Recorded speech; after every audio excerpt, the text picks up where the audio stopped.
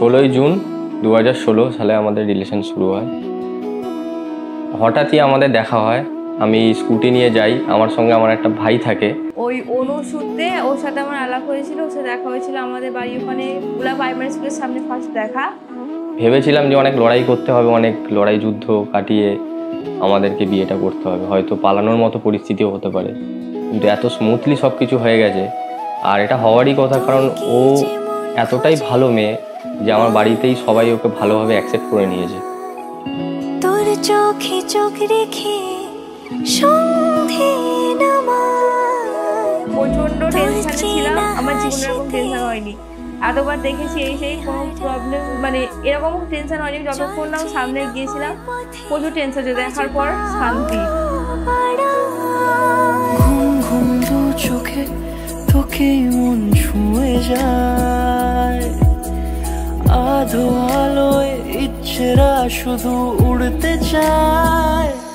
প্রেম যেন পূর্ণ হলো, যেন সত্যি হলো তোর ওই ছোঁয়াতে, কি যে মায়া।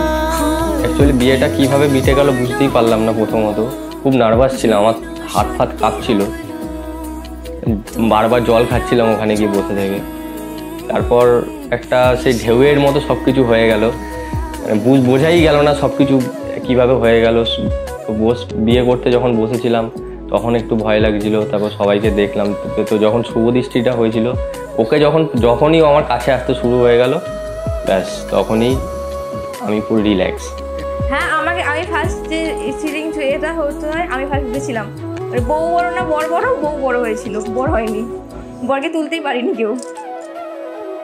চল সাজাই কোন রূপ কথা তোর সাথে, তোর হাসি এই প্রাণ লেখে চাই হারাতে। ভয়টা অন্য কিছু ভয় ছিল না, টেনশনে একটা ভয় ছিল। কিন্তু একটা বাজে কাজ করেছে ও, যেটা হচ্ছে ওর নাকে সিঁদুর ফেলতে পারিনি, সেটা আমার রাগ বলতে পারো। আমি চেয়েছিলাম নাকে এখানে সিঁদুর পড়ুক, কিন্তু পড়লো না, চোখে পাতায় পড়েছিল, এই একটা খারাপ। তখন ওটা আলাদাই অনুভূতি, তখন ওকে যেন নতুন করে দেখলাম, আমার যেন ওকে নতুন করে দেখলাম। আর ভেতর থেকে একটা কান্না চলে আসছিল, যেটা ঢোক গিলে হলো চেপে রেখেছিলাম। আলাদাই অনুভূতি, ওটা বলে বোঝানো যাবে না, যার লাইফে আছে সেই একমাত্র বলতে পারবে।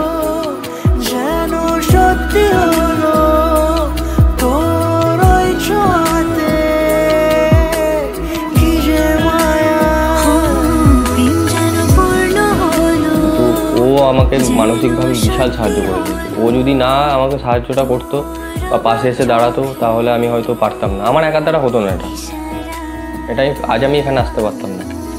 যখন নিজের উপরে যখন পেয়েছি, যখন আমাদের বিয়ের কথাটা ফার্স্ট ঠিকঠাক হয় বাড়ি থেকে, আমার একটু টেনশানে ছিলাম যে আদৌ সম্পর্কটা পূর্ণতা পাবে। তো যখন বিয়েটা ঠিক হয়েছে, আমার থেকে খুশি হয়তো কেউ হয়নি।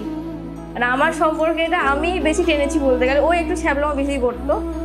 সিঁদুরদানের পরে বলতে পারবো না, আমার চোখে জল চলে আসছে।